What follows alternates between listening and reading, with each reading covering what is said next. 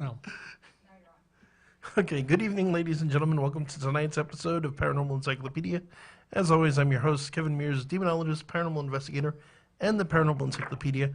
I am joined, as always, by... author Brian McKinley, godfather of paranormal thrillers.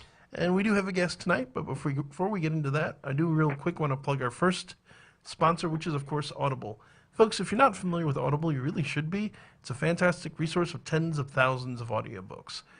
We've got fiction, nonfiction, popular stuff that's just come out, stuff that's classics, stuff by many of our past guests. John French, the retired crime scene investigator slash author, is on there. Carrie Vaughn, the lady who does the werewolf who does the radio, is on there. Dacre Stoker is on there. Everything by Anne Rice. All of Brian's books are on there. There are tons of options. If you go to the link in the description, that's paranormal. It's audibletrial.com/paranormal-e. audibletrial.com/paranormal-e. You get a free audiobook. Memberships are by the month. It's $15 a month. You cancel any time. Any audiobooks you get are yours to keep, even the free ones. But let me introduce our guest tonight. Tonight we're joined by author and game designer S. John Ross. S. John, how you doing tonight? I'm doing all right. Okay. As I sort of warned you just before we started, I always prefer to let our guests introduce themselves. So why don't you tell everybody a little bit about what you do? All right. I've been writing for pen and paper role-playing games for nearly 30 years, and I don't do a whole lot else. I make some fonts on the side. So. Still, that's pretty impressive. 30 years. Almost. Yeah. I made my first sale in 1990, I believe. So what got you into writing for gaming? Well, when I was a teenager, I knew I wanted to make things up professionally. And so I went through a phase of thinking I would design rockets or write comic books, things of that nature. And then I got into gaming, and it owned my heart, and it owns my heart still. And that's pretty much it. I knew I wanted to and wouldn't accept anything else. That's a pretty good answer. Yeah. So what was that first sale to? That first sale was an article called New Methods of Divination, and it was to Role Player magazine, which was the GURPS, like semi-pro zine. Oh, yeah. And it was just an article of divination spells or techniques. Which fits right into our topic, into our show. It does. Yeah, actually. Right off the bat, I was writing about of magic, and I have many times since. Yeah, I've noticed. I mean, before our friend the late Reese Harrell pointed me your way, I noticed your name in a lot of the books I've read over the years. Yeah, I am encrusted across the hobby in weird and unpleasant ways. Beth, are we not on YouTube? It's not loading. Oh, good heavens. Oh, well. So we're on Facebook. I'll upload it to YouTube later. Yeah. That's Fair annoying. Especially because I mostly advertise to be on YouTube because I figured we'd be having with Facebook issues again. Yeah, I tweeted out to folks that I'd be on the YouTube URL, so. I'm sorry about that. Oh, it's not. We were all a party to their disappointment. Yep. I assume there's And on the other hand, they'll be able to catch it people who are later. crying right now. Yeah. So, you've written for GURPS, you've written for White Wolf, Yeah. you've written for a number of other, you've written several of your own for that matter. Sure, and licensed stuff, Star Trek, Star Wars, Oh, nice. lots of things along the side. Yeah, there was. I like to say, I used to say that I've written for every major game company, but that was before all those companies went out of business. Yeah, it's pretty much, it's kind of almost TSR and White Wolf. White Wolf. The White Wolf isn't quite what it was. Yeah. Right. Well, and TSR is not TSR. It's a subsidiary of Hasbro through Wizards of the Coast. True.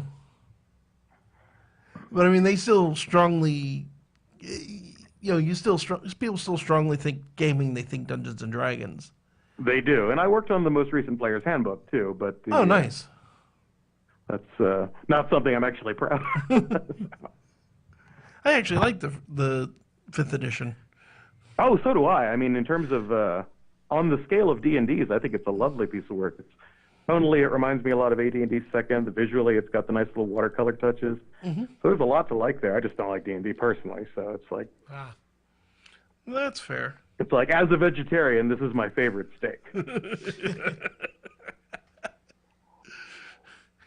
Yeah, I have a fondness for D&D just because it's where like most of us, it's where I started way back in the day when it came in the cardboard box. Right. But as you get further and further out there, it's like there's so many other cool systems. There are, and and D&D is its own culture too. You know, it's not just a game; it's a way of gaming. And I actually was drawn in by Marvel superheroes back in the mid '80s. I've played it. Came to D&D for a while. I was a D&D hardcore from '86 to '89, but that's a long time ago. Hey, I was gaming in the same time period, although I didn't. I was playing D&D then, but let's see. I started it when I was 13. I'm not going to do the math on that. I'm 42. Yeah, I used to play GURPS a lot. But I started with D&D, and then I got into Vampire. Mm-hmm. And GURPS came much later. Oh, yeah, for me, I played GURPS before I played Vampire. Yeah. Yeah, well, you're much younger than us. Not by that much. How old are you again, Beth? 30. That's more than a Over decade. It 10 makes a years. difference. Yeah. I will drop kick you both. I'm your producer. I mean, heck, we're old enough to remember when first edition was still a thing. Yeah. I still have copies in my house. Fair enough. So, aside from your own systems, what's your favorite system that you've written for? I like to think of myself as kind of gaming above system, but apart from my own, I guess BRP would probably be my favorite if I had to actually stop and think about system for a minute. And BRP? yeah, basic role playing. It's the system that started in RuneQuest, and then is also the Call of Cthulhu system, and the entire Chaosium library through the 80s, ElfQuest, Ringworld. Yeah, I didn't recognize the name, but it's like I've played Call of Cthulhu and a few of their other games. Yeah, it's a very transparent, straightforward, everything's on a percentile roll. You can look at the character sheet and know what everything does pretty easily. This is true, and that is a nice, I remember when I was a kid, you first look at the D&D character sheet, and it's like, what do half these things do? Oh, yeah. Yeah. There's a lot you can tell from a character sheet, including how much difficulty you're going to have learning how to play. But yeah, I don't like any systems. I don't even like my own systems. I'm not a system-oriented gamer. I'm very setting-oriented, adventure-oriented, character-oriented. I guess that would have been a better way to put what I was actually getting at with the question, which is, what is your favorite setting that you've written for? Oh, that's harder. Like my favorite role-playing game of all time is Ghostbusters First Edition, published by West End, developed by Chaosium. One of the greatest things ever put to print, in my opinion. No argument for me. But my favorite setting is probably the setting of my forthcoming game, Fly From Evil, which is just historical 1930s San Francisco. Oh, nice. Interesting choice. Yeah. So I can play mysteries all day long. It is my very fave. And yeah, so I can see. Mystery San Francisco. Mm-hmm. And Oh yeah, it's the Maltese Falcon is set there. Some of the best of the Earl Stanley Gardner stuff. The Phantom Crook at Jenkins. He's in San Francisco. Sounds great right place for crime drama. There's Chinatown. You've got the Norwegian community up on the docks. I was going to say, it sounds right up the alley of our guests the other week. Yeah. John French and Patrick Thomas, both of which have done noir fiction. Right. Like, it's a classic time period. Most of my exposure to it's been more of the Lovecraft-inspired pulp than the straightforward. I don't know, mysteries. As I like to play, like in terms of a game, a good mystery can be a lot of fun, but I've never really enjoyed reading them. Fair enough. Now I enjoy everything more as a game. Gaming is my window into fiction. Every other form of fiction I see is a pale shadow of the role-playing games. It's an interesting way of looking at it. Like, again, I could It makes me a bit of a weirdo in the industry because most people who write role-playing games, they'd rather be writing comics or video games or novels or movies. So I have to kind of just patiently nod while they talk about these things that I don't care about. But role-playing is a unique thing in the fact that it's an interactive storytelling. Sure, can be, yeah. I mean, I always like to say as a GM, it's like no plot survives 5 minutes contact with the player. Right. Yeah, that's one of the old things I like to quote is from I think it was Churchill, who said that planning is indispensable, but plans are useless. And so it's good to prep, but you have to understand that everything you prepped was mostly just psyching yourself up for the game. It's going to change as soon as the rubber hits the road.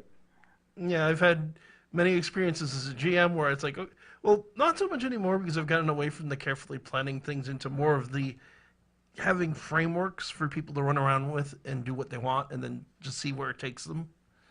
Sure. Yeah, I know people who game like that. Well, when I was younger, and I did, you carefully map the dungeons and plan everything out, and players would just show up and wreck everything.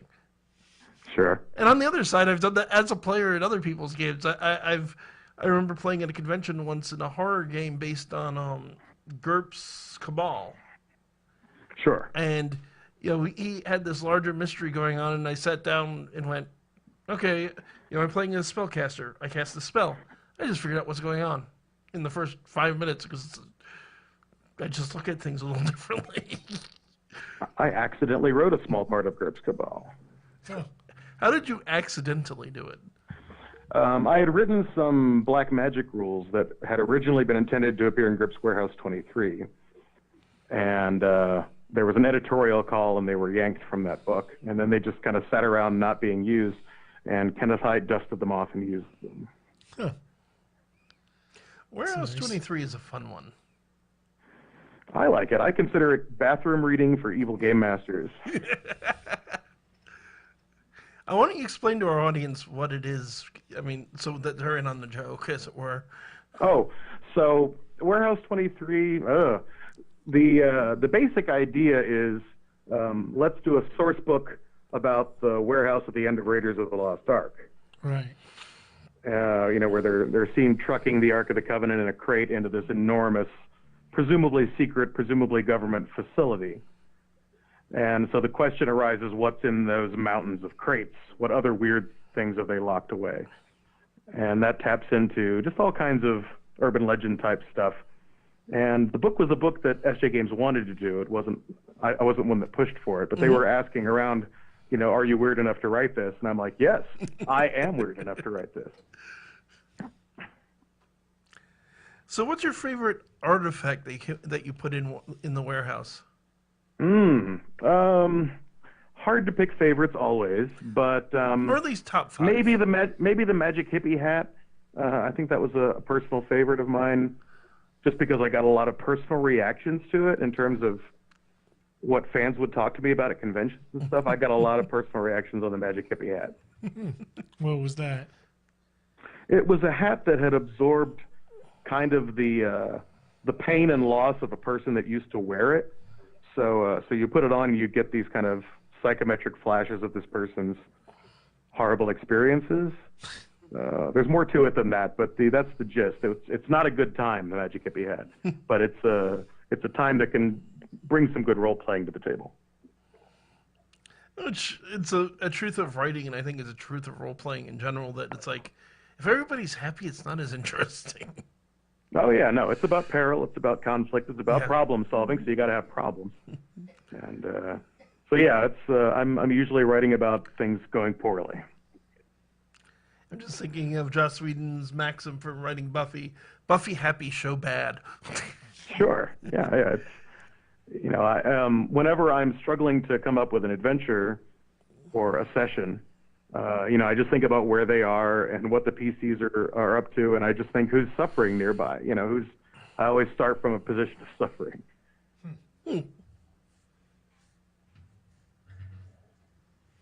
That's And then I try to actually weave that into what the PCs are good at solving. not, yeah, that's not that far off from writing fiction. Sure. I think there's a lot of the skills that certainly overlap. Yeah. Yeah. No, if I ever get exhausted and aged, I'll probably settle into fiction later. You'd be the one writer that makes the jump the other way. Well, like I said, it makes me a weirdo. All of my fellow game writers want to be writing something else, and I'm like, why would you be wanting to write these lesser forms? Because I think the role-playing game is the ultimate expression of fiction.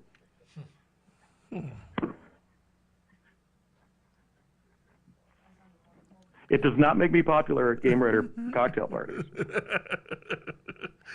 I can't imagine. Though I like your take. It's like no, gaming is the way. It's just I was introduced to so many genres through gaming that then I would go and I would try to read a fantasy novel, and I just can't get through it because it's so linear and usually just stuffed with whatever details about the heraldry or something or pseudo biblical bloodlines, and I'm just like, I don't care. So I'm bad at reading. I'm bad at television. I'm bad at movies. I mean, I like all those things, but I'd rather be playing a game. How often do you get to play? Play? Almost never. I get to GM a lot. That old song. I mean, a lot of GMs will know that tune. Yeah. Although, funny enough, I know that tune very well, except I actually prefer GMing. Yeah, me too. If I could choose, my magic mix would be around 3-to-1. I would play one session every 3 or 4 sessions that I GM. Interesting. I'm almost. It's like nope. I'm almost happy completely being the GM just because I could point to exactly the problem. It's early in my gaming career, high school, college, and bad GMs, or at least GM. And in fairness, when I say bad GMs, I'm including myself because young and inexperienced. Okay. Well, we all have our bad days. And having players just run roughshod and do ridiculous things, and it's like a GM that needed to put a little more reins on the party and channel it in a different direction. And it's like, I got tired of watching other people do it badly, and I learned enough of the mistakes from doing the mistakes that I decided I'd just rather do it myself. No, I get that. Certainly, every now and then I'll get to play, and then I'll regret that I got to play because I end up at a table with a dull GM or a dull group. But when I get to play and it's someone that's really on point, I think that makes me a better GM. It also makes me a better writer because understanding both sides of the screen is important for the writing. That makes sense. And certainly, I mean, I've had some really good games, mostly, I think, at conventions. Where I've just sat down. And you also have the advantage, I think, in a convention where if it's a terrible game, you don't have to. That person may be from halfway across the country. You may never have to see them again, let alone play with them again. Yeah. Most of my GMing is playtest GMing because I'm constantly working on things, so I constantly have to play the things that I'm working on. So to me, it's a special and really, really rare treat. Like every six to 20 months or so, I get to play in something that has nothing to do with work, has nothing to do with anything that I'm thinking about every day, and I just get to sink into a character, and I love that. I can see this. Of course, currently I have the situation of I have no free time. I get that too. That's the greatest beast that we all face is the scheduling beast. I remember the joke from the one I think it was Dork Tower, in fact, of the guy who was talking about how he loved all this stuff as a kid and but he never had the money, and now he has the money but he doesn't have the time. Right. And I want to say a thank you. We've got Maureen Lynch from JSA Paranormal Investigations who popped into the chat to say hello. Oh, hello. Hello. Yeah. And God bless us all. Always nice to hear from somebody. And it means that somebody out there is listening, which is always appreciated. Right? Yeah, it's nice to know we're not just, shouting into the darkness. Although it's always, for me, it's like, I'm having fun, so it's nice to have the listeners, but as long as I'm having fun, I'm okay with it. Yeah, you do this. Yeah. You would sit here and talk to yourself. Sometimes I just shout into the darkness recreationally. I mean, sometimes the darkness gives you the best conversation. Sometimes. Hello, darkness, my old friend. Of course, let's face it, Right. with someone like me, they can be a little more literal than most people. I still have whatever it is in my basement I have to go deal with. But that's just a day ending and why. So, we talked, well, actually, before we get into your own stuff, I did want to, I think given I know that we have two fans of the series, so what's it been like writing for White Wolf? Haven't done for a long time, but back in the day, White Wolf were super, super good to me. They were really nice people. Like just any amount of mockery I might throw toward their games, which is a little, the Wolfies themselves were fantastic people. Like we were in a bind where we had to sell our car back to Canada because it turns out Canada has looser emissions restrictions than we do. Okay. So my wife's Toyota was actually illegal in the United States because it was spitting out more poisonous gas than the U.S. allows, but it was fine in Canada. And we were unable to make the trip. We had to drive it up to the Canadian border from Virginia. And so White Wolf just floated me $1,000 Oh, wow. to help me make the trip because I was doing some freelancing for them at the time, and they just floated it to me, you know, as an advance, but still. It's nice. Yeah, when you need the money and they're just here. Yeah. So as an example, they believed in taking care of their people, even if you were new to being their people, and they were just all really, really nice to work with. And I had a bunch of projects with them on Vampire Dark Ages, on Mage, on a couple of different things. And I bailed on almost all of them because I got the job at Steve Jackson Games, and the job at Steve Jackson Games required me to sever a lot of my existing contracts. Oh. So they were super nice to me, and I screwed them over. So that's the story of my relationship with White Wolf. Yeah. Well, I'm sorry to hear that for White Wolf's sake. Yeah, it's a shame. For everyone, I didn't enjoy doing it either. But like I said, the new gig came along, and that became the responsibility of the day. So I ended up I only ended up working on one book in terms of stuff that went to print, which was Digital Web 2.0 for Mage.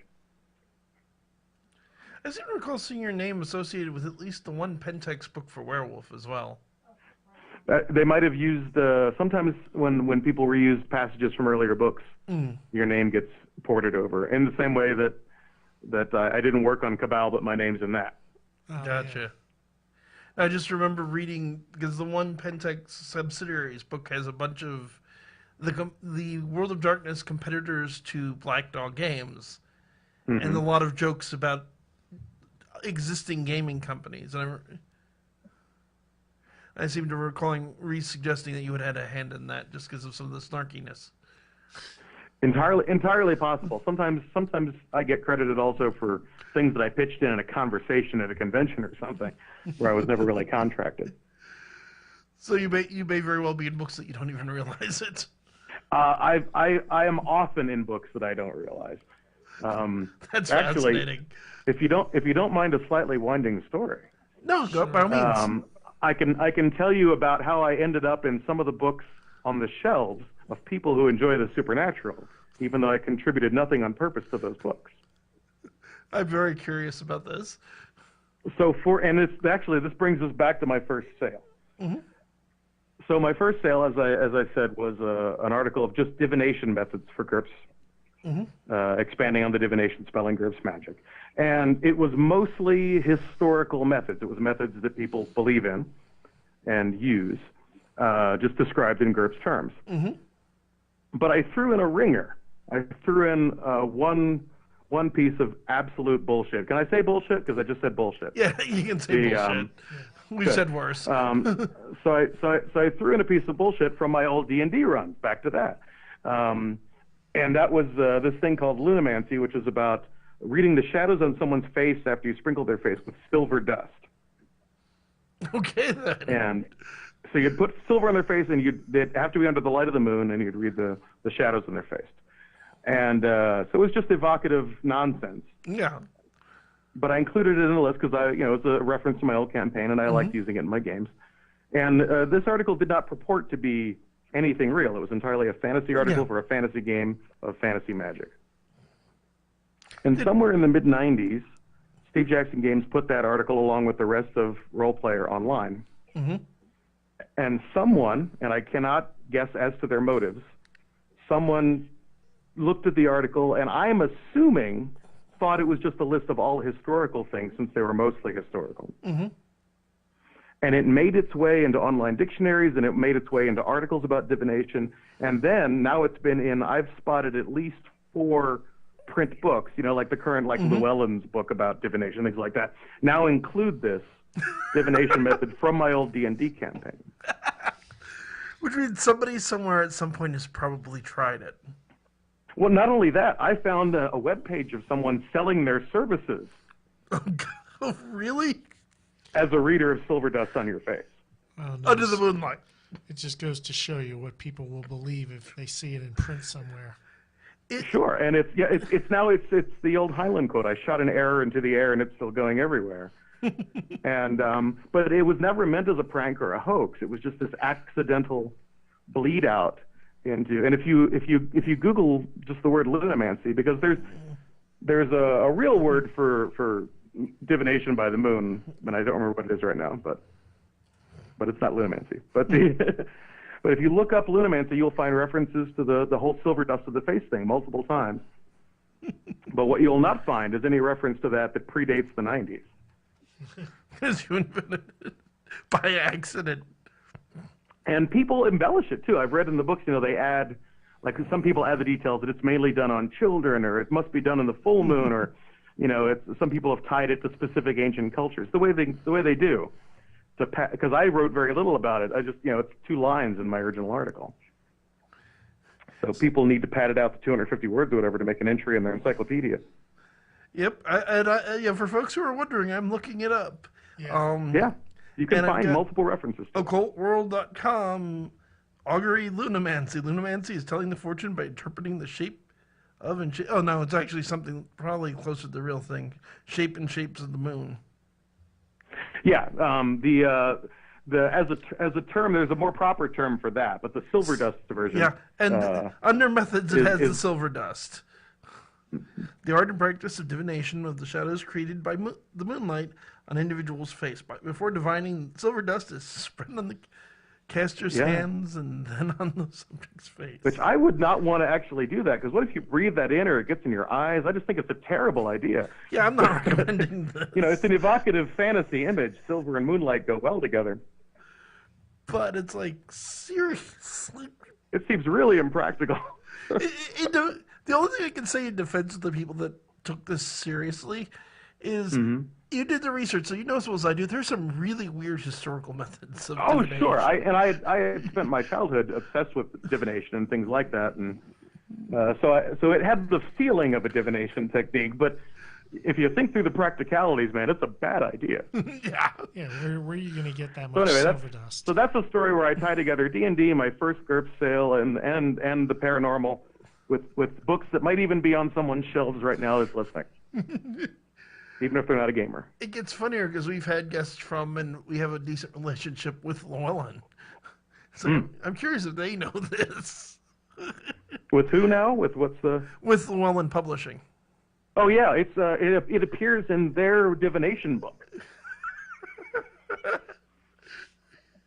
Hold on, let me get the title. Hold on, I know how to get that. Llewellyn's Complete Book of Divination. That's the book where it has an entry. I think I have and Google Books will even show you a couple pages from that includes that. So I think I have a new favorite form of divination. Yeah. My classic go-to for my favorite form of divination of things I would never try, but I just like the idea of, is of course classical augury. Sure. Because for those listening who don't know, in traditional augury, you sacrifice a bird and you read the entrails. Yep, read the guts. Yeah. Like I said, it's not something I would ever do, nor is it something I recommend anyone else ever do. But I like the idea. It's just so weird. I always like imagining modern or science fiction versions of old things. Like you translate that into reading what's left of the fried chicken at KFC.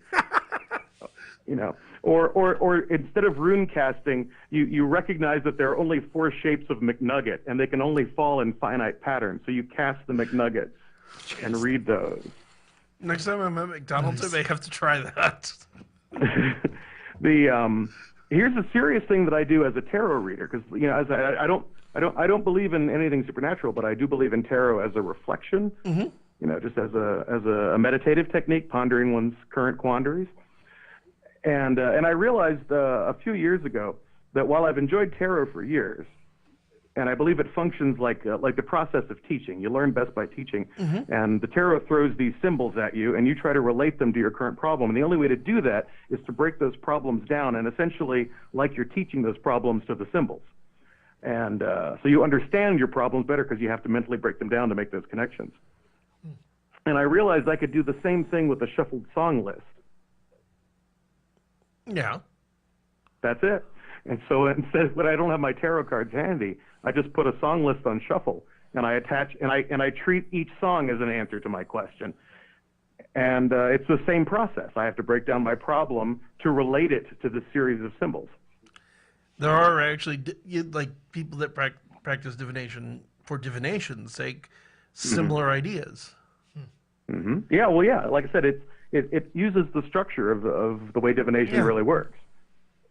And I agree with you. I mean, setting aside, you know, obviously as an investigator, I do believe in the paranormal, but setting aside the paranormal side of it, there is a value to the psychological aspects of a tarot card deck or the shuffled song. And it's like, okay, maybe the symbols don't have some, you could argue, you know, a skeptic could certainly argue that the symbols have no spiritual purpose, but there is a psychological archetype that's being dealt with here.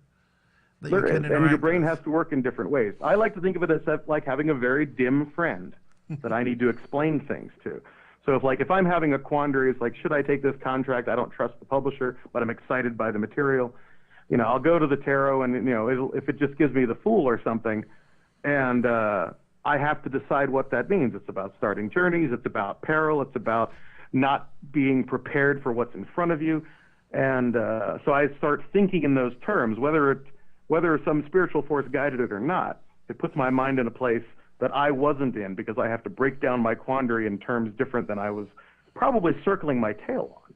Because when we get stuck in a problem, our brains get stuck in a rut. And the symbols of the tarot can be like throwing a productive monkey wrench into that process. That's a good way of looking at it. Yeah. And for that matter, you worked on the Silicon Valley Tarot? The Silicon Valley Tarot, I like to brag that I worked on the ugliest tarot deck ever published. And that's against some stiff competition. Some tarot decks are gorgeous and some are not, and that's definitely in the are not category. But I love that deck. I loved working on it. I wrote the little booklet, you know, that came with it. Because the guy that did the deck, he just did it as a parody for a website. And he never thought of it as a divinatory tool for reals, just as a joke. But I seriously use tarot, so I was there writing the little booklet on how to use it as a tarot deck. Nice. And it's like, I have friends that, I don't do tarot myself, but I'm sure I have friends that do. I wonder if there's any that ever used it. I don't know. It's as good as any other set of random symbols. It's about the fronts are hideous, but the back is nice. I did the back. No, I looked at some of the pictures. I'm not going to disagree. I don't feel bad saying it, but I don't disagree with you about the artwork. It's cartoon art that's not trying to be good. So fortunately, it's not trying to be good, because it ain't. So we're not going to be breaking anyone's heart here and say, "Oh no, this is horrible." You know. The guy who drew it did not fancy himself an artist at all. He was just a tech guy making a joke. And but he was a little bit vain on actually having his art on the cards, because we had an artist on standby willing to draw a fresh set of like drawings for our deck, and the guy was like, "Nah, I really want the cartoon, you know, my cartoon stuff to be on the card." So we went with that. Yeah. No, I respect that. I mean, yeah, it's part of the whole motif. Is that it sounds like was this kind of silly, cartoony look. So you lose that by having it. Oh wait, no, we're gonna have an actual artist do something. And I can guarantee everyone that there is in fact hidden meaning in the Silicon Valley Tarot, because I personally hid a joke under the flap, but you have to remove the glue. You have to steam the glue off. Don't want to go buy a deck and steam the glue. Well, it's a commentary on my feelings of tarot that, as an amateur magician, I've more than once toyed with the idea of just, learning card tricks, but doing the card tricks with a tarot card deck, mostly to annoy It's people. hard. It is. It's hard because they don't fit well in the palm. So there's a lot of basic shuffles and passes and drops that will not work with. I've done a little stage magic myself. Oh, nice. That will not work easily with a tarot deck because they're just such unwieldy cards, and often they're a bit stiff. Yeah, that was the problem, because I bought a tarot card deck with this in mind, and I started trying to work with them, and it's just, as you say, they're not, the shape's not suited, nothing about them is suited. Yeah, it's like trying to bowl with a novelty beach ball sized bowling ball. Which might make bowling more interesting. I'm not a big fan of bowling. So I have another silly story about card sizes. Please do. It's card sizes and it relates. I'm not going to disappoint. Are you trust guys you. familiar with Omega Man Radio? Not off the top of my head. Okay, so if you, I recommend you go to OmegaManRadio.com because it is a thing of sublime beauty and ridiculousness. But it's a guy who's out there fighting the good fight against demons because God told him to. And, in that sincere, earnest way that you get from people who have been told to do things by God. Yeah. And he emailed me one time because he was under the mistaken impression, I'm not entirely sure how, he was under the mistaken impression that I was one of the illustrators on the original Illuminati card game from Steve Jackson Games. Okay. And he wanted to know how much study I had devoted to demonology and the occult in order to illustrate that card game. And he claimed to have read in an interview with me that I had asserted that Steve Jackson was a devotee of the occult and that was part of the card game. And part of my answer to him was explaining that, it's a satiric card game. The only dark arts it actually makes any serious commentary on his politics. Which is pretty darn dark, in fairness. Yeah, it's a sincerely dark art. So I said, call it a wash. But I said, but it does make reference to occult things because we as game designers are constantly, that's grist for our mill. So Yeah. we all do actually constantly read about the supernatural, but as a form of game research. And I told him that if you really wanted to spice it up, you could mix in some tarot cards, but that would create a severe shuffling difficulty due to the differences in card size. I'm looking at this guy's website. It's amazing. He is. I don't I'm know where pretty to sure he's begin. both sincere and insane, but I'm not sure. I mean, looking at it, I think I agree. I mean, I'd have to sit and watch some of his videos, and I'm not sure I want to do that much brain damage to myself. But my feeling Right. looking at the page, because I've been in this paranormal geek for 20 years now, and Sure. specializing in demonology for that time too. And it's like Mm-hmm. I've seen people that are this out there that are entirely sincere before. Mm-hmm. It's usually a bad sign. Yeah, I love that stuff personally because it's in terms of being grist for the mill. That good is heavens, some choice, delicious grist. And I'll say, I've used my experiences and my research for running games many, many, many times, Sure. and it works beautifully. Yeah. But that just I feel slightly like my brain broke looking at But that this is the kind of thing that occasionally happens when you're a game writer. You get your name gets out there attached to things. In my case, very indirectly, because I've written Illuminoid material, but I didn't actually work on the Illuminati card game, so he was confused from the get-go. But he had this long, sincere list of questions about my involvement with demons.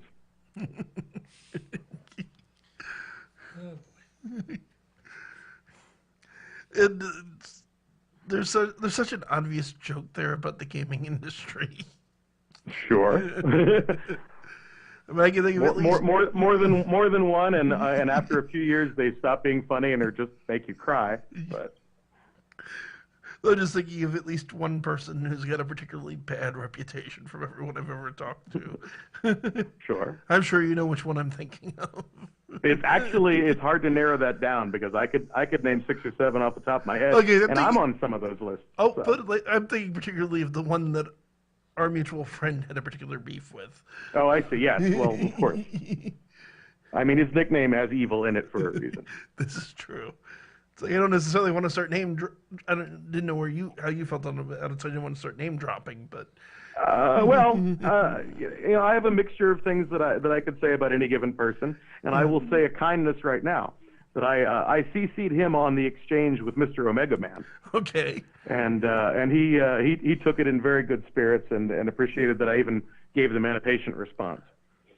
No, I mean, I find the whole thing sort of funny, and you have to have a sense of humor about this kind of thing. It's like you kind of gotta, yeah, and Steve comes at that stuff from the Illuminatus trilogy and the Principia Discordia and stuff like that, and it's all philosophy to him, I believe. I don't know his beliefs very closely, but as far as I understand, to him it's philosophy rather than spirituality. Fair enough, and I mean, in fairness to myself, I'm one of the more skeptical paranormal people you'll find, just because it's like, no, yes, I believe in demons. No, I don't get into this whole Illuminati secretly controlling the world, worshiping Satan. It's like, right, me either, except as a grist for gaming. Oh no, it's a great for that story. It has all sorts of potential for a game. I mean, I'm definitely a fan of the Illuminati card game. And right, yeah, me too.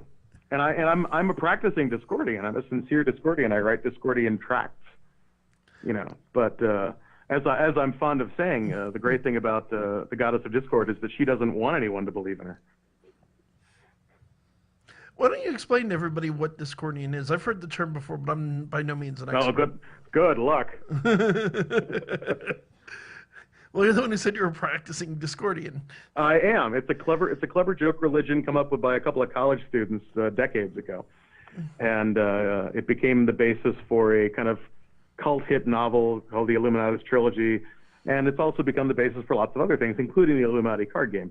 There's lots and lots of references to the Principia, and Steve Jackson Games enjoyed the Principia so much they printed their own edition of it. It's just interesting because it's like so many people, especially the Illuminatus trilogy and the Illuminati in general, so many people take it so deadly seriously. Which is weird. Yes. I take it joyfully, sincerely. Like I approach it with a real affection. Yeah. But it's an affection that requires no belief. Which is fair, but when you deal with people who are like, there's a certain subsection of Christianity that it's like, no, the Illuminati secretly rule the world and worship Satan. Oh yeah. Some people believe it's a real terrifying threat. Yeah, and I've had the for that matter even assume that I must be part of the Illuminati because I don't fit their preferred crazy theory, and it's like maybe you are, maybe you're a tool of the Illuminati to your knowledge or not to your knowledge. They're crazy that way. The thing I love about these types of grand global conspiracies is that they all propose that the world's most selfish, secretive people club together and share. Like they're all really secretly very cooperative people, not with us. And that's the part that always gets me. I'm like, yeah, these people are greedy and want it all for themselves, and to do that, they cooperate. That's a good point. I just don't know if they've met people. So it's like you really think. Here's the fundamental problem I have with the idea, though your point is extremely good. It's like you think that there are all of these people that are rich, that are powerful, they're highly organized. I mean, you're talking about selfish. And but they're highly organized. They've been carrying out a conspiracy that goes back literally centuries, if not millennia. Mm-hmm. Yeah. But they are at the same time so adept that they can control everything. And so completely inept that a handful of paranoid schizophrenics and geeks have figured out what's actually going on in the world. Right. Yeah. No, it's astonishing the mental somersaults people will perform. But as I've always said, the thing about belief is that it provides a great comfort because the sinister phrase, everything under control, everything is under control, is also a comforting phrase, everything is under control. And I think believers in conspiracy theories are kind of clinging to both sides of that coin. It's sinister, it's scary, but then it's also comforting because it lets them impose order on the nuttiness. That's an interesting way of looking at it. I've always kind of seen it as it's also a way of taking the onus off of yourself. It's Yeah, not it puts it. Yeah. It's a scapegoat, classic scapegoat. exactly. It's not my fault. I'm not rich. I'm not rich. It's this evil consortium keeping me down. It's not my Right. fault that Keeping I'm all the overweight. richness for themselves. Yeah.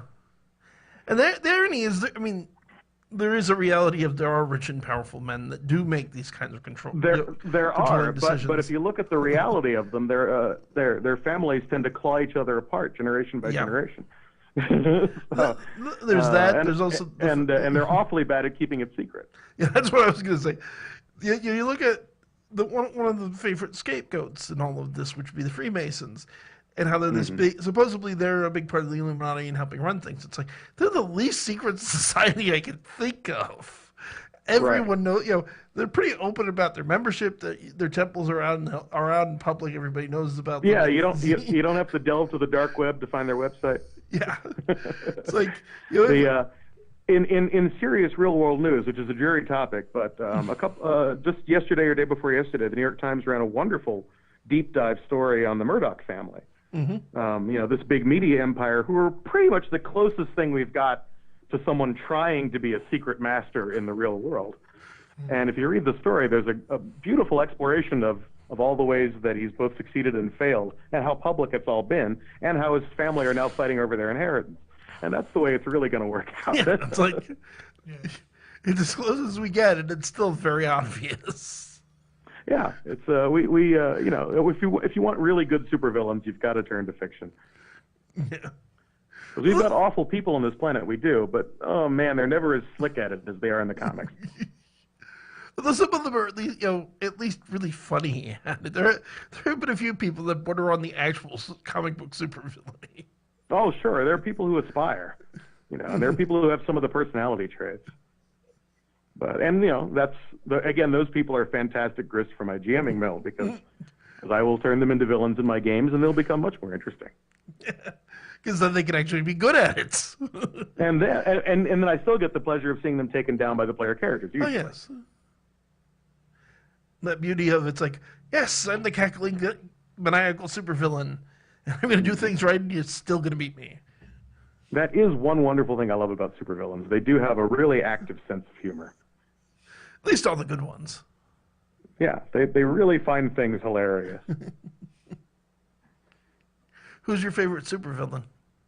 Ooh, man, that's a broad net to cast. I'll let you go with the top three if it's easier. Well, what I have to do is kind of narrow it down to genre. Okay. Like if I just stick to like comic book supervillains as opposed to say horror movie supervillains. Dr. Doom. Solid. Yeah. Solid Victor Von choice. Doom. And he's a lot of And fun. the reason Victor Von Doom, for a couple reasons. One, I like the irony of the fact that his people in Latveria generally love him. Like he's this awful, evil dictator who wants to rule the world. But the tiny part of the world he actually rules thinks he's pretty nice. Like they're like, yeah, our country is great. And so I love that irony. And I also just love the fact that he has a suit of powered armor, but he carries a broom handle Mauser and a holster on the side of his powered armor. And there's something classy about someone with powered armor with built-in high-tech weaponry just carrying this old broom handle Mauser. I like that. I always find him fun, just the whole diplomatic immunity. Sure, yeah, he's a funny guy, and he's the dark side of a character like Black Panther is also he's a hero who has his own nation, Yep. and Dr. Doom is the villain who has his own nation, and I think that's a cool thing for a super character to have in their back pocket is a country that's got their back. Yeah, and like you said, his country loves him. Yeah, and that's hilarious because it's just this tiny little Switzerland-like place, some small towns and little bucolic cottages and things. The kind of thing, frankly, it's a lot easier to run than a world. But within that tiny context, he's got it going on. Makes me just think of Vlad the Impaler Dracula, and the fact that to the rest of the world he's Dracula, and even the historical Dracula, he stuck people up on wooden sticks, he tortured and set people on fire, and in Romania he's a national hero. Sure, it's very much like that, and I wouldn't be surprised if there's a little bit of Vlad in Victor. Yeah. I'm pretty sure historically. there is. I mean, In the same way that the Hulk was inspired by the Wolfman and lots of other like that. Dr. Jekyll and Mr. Hyde. Jekyll, actually. Very much. Jekyll, good. As one of the many things I've picked up over the years and stuck in my head is the proper way to pronounce Jekyll. Okay, but you can't get me to say Dr. Zeus. He's Dr. Seuss forever. Fair enough. I've But I never do even pronounce heard. Tolkien correctly, to the annoyance of Tolkien fans. Well, now we're just starting. It's like now I'm feeling like we're traveling down the road of the Mandela effect. Yeah. Maybe it always was Seuss in our world because that's the only way I've ever heard it. Actually, I love the sound of Dr. Zeus. I think that's a great name. But I grew up hearing Seuss so many times that I can't properly internalize it. I think we're getting a biopic at some point soon. I'm wondering which way they're going to go with it. I hadn't heard. I'm curious. Yeah, I'll be curious to see what they do. I don't know much about him, but I know like he did propaganda comics. Yeah, he has. As they say these days, he has some problematics in his work and in his background, which is a darn shame because some of his work's so lovely that it's a shame that we also have to realize that he did some crappity things as well. But such is history. Well, it's the thing it's true of, I think, most artists, though, that people have to remember they're people. And Well, people yeah, are not one-dimensional. And most of us are terrible people. Okay, we're actually coming up on the end of our hour, and we do have extra time, though. Although, as Sean, I don't know how long you can hang out or not. Though certainly, I have to go and meet my wife. She fled the apartment so I could do this with you guys. okay. Well, thank her for us. We I can will. keep going for a while. We certainly have things we could talk about. I was just going to say, real quick before we go, we figured I'd give out the phone number in case anybody wants to call in real quick with a question for us, John. 609-807-2492, 609-807-2492. And I want to thank you for coming on. It was actually a lot of fun. Yeah. I'm like I said, I wasn't sure what to talk about, but as it happens, I could ramble on. We like to have a somewhat random mix. It's kind of the thing of it's our show. We could have on, the station is very generous in letting us pick our own guests and things like that. We can have on who we want. So I'm not. And I appreciate that. I just don't want to disappoint listeners who are like they want something supernatural or they want a skeptic they can be mad at. I'm neither of those things. Which is fair. And you're not the only person I think you're the first indifferent person we've had on. Yeah. I am largely indifferent. I enjoy it artistically. I'm one of those people that says Catholicism. Oh, I love the music. The architecture is really interesting. A lot of good art out of Catholicism. Have you looked at the Russian church? Those icons they have are so beautifully painted. Mm-hmm. Yeah. So that's me with all beliefs. I appreciate the art that results and the art that it is. That's absolutely fair. And I appreciate what it does for people. I love the idea of belief. I seldom indulge. See, I've known atheists, agnostics, skeptics, believers all across the field. I have a lot of respect for that position, just in the let people be. Yeah. I'm very much people need what they need, and I think beliefs meet important universal needs. Mm-hmm. And so I see them as valuable and useful and a great window into cultures and into personalities. I love the heck out of it. I agree. I mean, I have my religious beliefs, but I found other people's religious beliefs absolutely fascinating. It's like, tell me what you think. Tell me what you believe, and I'll love to just sit and listen to them. It's also a really good way to get them to listen to what you think. When I do indulge in belief, I believe some pretty outrageous things. Like I'm one of those people that believes most people are basically decent, which kind of contradicts all available evidence. But for the sake of my comfort, I go there. I get that. I know a lot of people that have that opinion. I just don't have that much faith in our species anymore. Well, no. Well, and like I said, it is an insane belief. I consider it my most out there, my fringiest belief. I'll say this. Occasionally I'll toy with similar, like the idea that, like I believe in the power of education, even though I keep seeing that it doesn't really help that much. Yeah, but I think that's less that the power of education is a problem as the way that we do education is really bad. Well, sure. And the way we motivate it is poor, and the way we tie it to life is poor. Which is a whole topic in and of itself, but it's like, Yeah, not as fun as gaming though. this is true. It's like, Gaming is cooler. and I will say this on the people are basically good. I don't agree that people are basically good, but I would agree that people try to be good.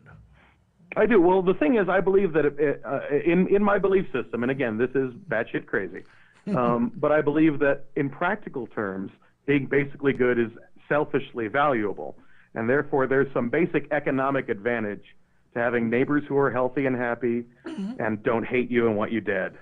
And from a scientific perspective, studies of, by biologists and sociologists have shown that, yes, altruism does serve a useful function, even on an evolutionary sense. It has a function. So so to the extent that I can rationalize my belief, which, by the way, it's a belief, so I don't really bother rationalizing it. Yeah, I'm not saying you have to. On those days when I'm called to, I point to that altruism has a basic function, and that therefore might be an evolved tendency. Yeah, and it's the interesting thing for me as a religious person. It's like, I'm a little bit weird. Actually, I'm not that weird compared to the majority of Christians in the United States, but I'm a little bit weird to the popular version of Christianity in that I accept evolution as the fact that it is. Sure. But you can look at the. You can also believe that the Creator set it in motion. Exactly, which is basically my view. But he created this system, and this system works. Yeah. Why mess with it? Why not let it run its natural course? But I would make there's the argument I've seen skeptics and atheists make of evolution is that altruism is an inherited trait because it poses an evolutionary advantage. The religious idea that this is something we have an inherent sense of morals endowed with us by our Creator, and I'm like, why are the two mutually exclusive? Right. Whether he endowed it through a system or through direct placement or some combination of both, it can fit into any worldview, really.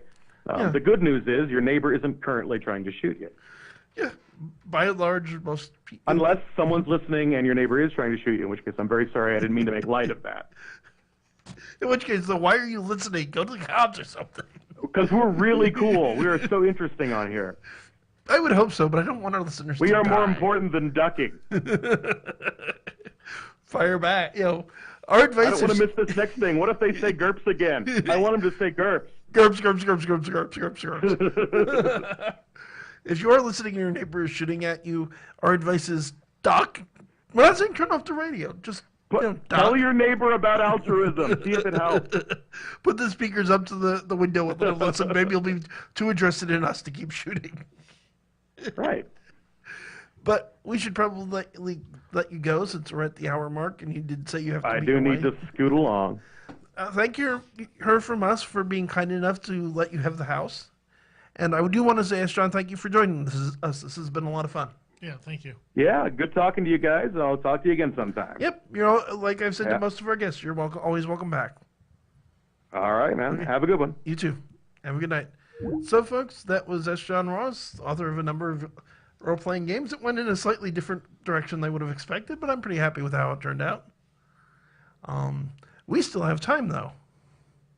So, folks, again, I'm going to open up the lines to call for callers. We can potentially end this soon, or we can keep going. Gene said that we had 2 hours if we wanted them. The problem being we didn't really plan for 2 hours. Yeah. If nothing else, I should. So I'll give the number out, and then probably I should plug the event I have coming up and the guests that we're having up related to the event I have coming up. So, folks, coming up, and I'm going to look up the date because I don't remember off the top of my head. I'm going to be speaking at an event, and actually, he was interested in speaking to you and Baron as well. Oh, okay. The catch, of course, being Baron's work schedule since it's on a Friday. So my friend Alex Strang is doing an event about conspiracies in Philadelphia. He has been gracious enough to invite, Conspiracy Night, mysterious party games, and bizarre presentations. This is going to be April 19th in Philadelphia from 7 to 10 p.m. at a restaurant called Higher Grounds. Alex is an old friend of mine. He does a lot of really cool games. The thing he's probably best known for, at least locally, is a game called Super Giant Monster Showdown. He also does a regular, seems like a semi-regular event in Philly based on past lives with past life tarot games, and he has a past life party game. Hmm. But he's doing this one. Enjoy the thought-provoking. So to give the description, enjoy thought-provoking conspiracy presentations. Play the conspiracy theory party game. Dress in all black for a free gift. Mysterious fun for all ages. More details to be announced. You can find it on Facebook by looking up the Conspiracy Night Mysterious Party Games. Like I said, it will be in Philadelphia on the 19th of April. I am certainly going to be there giving a presentation. I'm not sure exactly on what, since I'm not really a conspiracy type person. But I'll come up with something. Because, I mean, I could do a thing about how I think conspiracy theories are wrong, but it's like, it sort of ruins the fun of the event. Well, I mean, that could be your thing. You could be the resident Skeptic. Talking about, you could talk about, you've talked on the show about certain real world conspiracies. This is also true.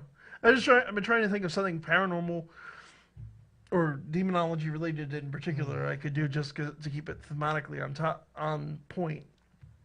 But I'll figure something out. But at any rate, we're going to be having Alex on next week on the 11th. We'll be talking about the conspiracy theory event. We're going to be talking about his past life stuff. We're going to be talking about his working gaming in general. So it's 2 weeks of game designers, in fact, between S. John this week and Alex next week. We don't have any other... we have another guest that we're working on scheduling just because we have something special involved because of who they are. And actually, I think it's safe to announce that. In the near future, and it's probably not going to be on a Thursday just because I'll get to why in a second, we're going to be having the Misfits of Magic on, which is a trio of professional magicians who will be performing at Chiller Theater, which is a convention coming up towards the end of the month. And one of them has graciously volunteered to do a trick live on air. Cool. And they're much better than I am, so I'm really looking forward to this. But they have it's very nice guys. Got to hang out with them recently. They have a whole shtick with one's a time traveler and like you said, they're doing the show. They do shows in general. Should be a lot of fun. That as far as I know at the moment is where we're at with guests. We have other people we're still working on reaching out to, and we're always open to suggestions certainly. But that's everything that's coming up. Do you have anything coming up you'd like to plug? Huh? Oh, what, the thing? That's not till June. Mention it now. Oh. Well, all right. In June, I'm going to be teaching a class at the Philadelphia Writers Conference. Oh, fantastic. In Philadelphia from June 7th through 9th. And what is the class going to be about? It's going to be about writing horror. Interesting choice, given that you write vampires, but you don't necessarily write horror. That's what I thought, too. It's, but I'm close enough, I guess. I think you'll do good. I hope so. I'm nervous about it, but, we'll see. I'll say from experience, if I were you, for that matter, me, I'd be more worried if you weren't nervous. Yeah. Because the times I usually flub up with something like that is when I think I got it nailed. Yeah, I'm doing something a little new, so. And it's worth noting that for people out there who are listening who want to do public speaking, it's like, yeah, nervousness is good. Confidence is good too. Yeah. Being prepared helps. Yeah. That's what I'm working on now. I'm working on preparing so that I'm not a nervous wreck when the time comes. Preparation is key. I mean, you'll see, I don't believe in scripts for when I do radio. I've never believed in scripts. Oh, no, that's not true. Way back when I got started, I wanted to make, careful notes when we were having a guest on of, questions to ask and topics to bring up. Yeah. And the guy, Lou, my mentor, the guy I did the show with, made fun of me for it. It's like, okay, we'll try it your way. And it works, but in fairness, I don't, I use the laptop to keep an eye on our chat. I'll occasionally look something up, like looking up the websites, as John mentioned.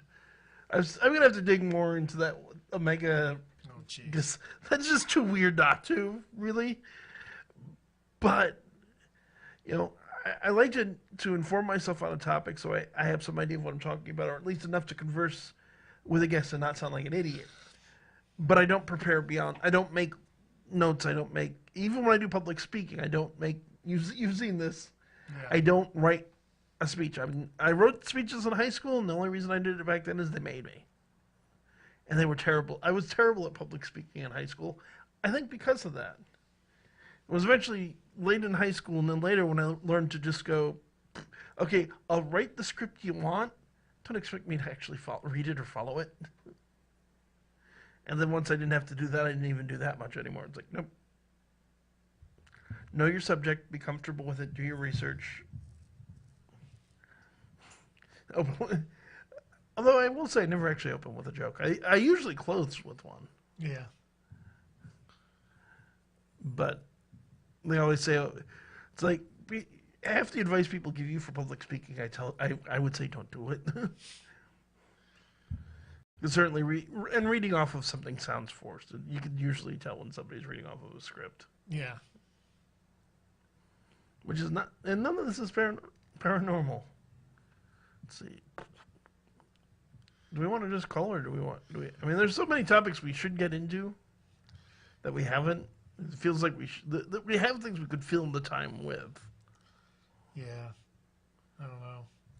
And I hate not using the time when we have it. This is also a time that it would be really nice for our listeners to remember this is a call-in show. All of them see us when we're live, hon. I know. Although I guess it is worth saying, to keep on topic, to keep going at least, I'll try and keep going a little longer, what's your favorite horror role-playing game that you've played? Probably a vampire. Yeah, Vampire's a good one. I happen to like, and you've played this with me before, Dread. Mm-hmm. Dread's a fun one, folks, if you're into role-playing like we are. If you're not, I'm surprised you're still listening at this point, to be honest. It's been the main topic for the last hour. But in most role-playing games, as you probably know, like Dungeons & Dragons, you use dice. In Dread, you don't use Dread's a horror game. In horror, you want to build suspense. Dice are not good for building suspense. What's good for building suspense? Jenga. You use a Jenga tower instead of dice. You come to a point where you'd roll dice, pull a piece off the tower. If you knock the tower over, you're dead. You've gone insane. Something completely removes your character out of the game. Rebuild the tower. Keep going. And it's fun to watch. It's fun to play. Granted, the one time I actually got to play it wasn't very good. Although that might just be I had no experience or interest in the source material. Because it was based on Battlestar Galactica. Oh. Which I've never gotten into. No disrespect for people out there that are fans, it's just not my thing. I hadn't never watched it before that point. I tried to watch it after I literally fell asleep. But running it's a lot of fun just because you have the tower getting shakier and shakier the longer the game goes, and everyone knows the thing's gonna come crashing down. And it's all, is it me? Is it me? And the traditional Jenga of try and make it teeter to the next person's the one who falls over. But I've played a lot of the horror games. I am, like I said, actually a big fan of Ghostbusters. It's a lot of fun in an old system. But I think we're probably done for the night. We should do our other sponsor. Yeah. Yeah, it's like... Yeah, I'm kind of feeling a little... Yeah, I'm hungry. I'm very hungry. So, okay, folks, we're going to wrap it for tonight. For those of you who are listening, we do appreciate it. We want to remind everybody to check out our other sponsor, which is NordVPN. So, in the modern world, internet security is a big issue these days. You don't know who's out there watching what you're doing. You don't know who's trying to get your credit card information, steal your identity. A really good solution to that problem is what's called a virtual private network. NordVPN is one of the best ones. What happens is you log into you'll get on the internet normally, but then you go use Nord software to sign into one of their servers, and then that buffers you as you sign into the rest of the internet. It doesn't slow your internet speed down much, but it gives you a double layer of encryption, which is military grade. So it's not going to get hacked. You don't have to worry. You're not going to have to worry about somebody stealing your credit card or getting your identity. You can surf the web in peace. It's got built-in ad blockers. And another nice thing, two other nice things. One is that it's out of the United States, so your information isn't necessarily going to be an issue of where you've been going on the internet. If you're concerned about that kind of thing, it's also set up so that you can log in from multiple other countries. So, say if you live in China, and China restricts all the websites you can see. Log in as if you were in the United States using the internet. Now, all of a sudden, you've gotten around those walls that block you. You're at school. You need to look something up for. We do not condone, surfing websites you really, really shouldn't from school or work. But if you're at school or you're at work and you're on your laptop and you really, really need to look something up for a report, and I've had this happen, you can use it to circumvent that too and still get to the pages you need to get to. The plans are very economical. You can go to the link in the description below. You can sign up. It's a 30-day money-back guarantee. I myself, our other co-host, Baron Voltage, uses it. We're both very happy with it. Try it. Check it out. Using the link will help out the show. We'll be glad you did. That's going to do it for tonight. This is Kevin Mears saying good night and God bless. Brian McKinley saying keep your fangs sharp. Good night, everybody. Night.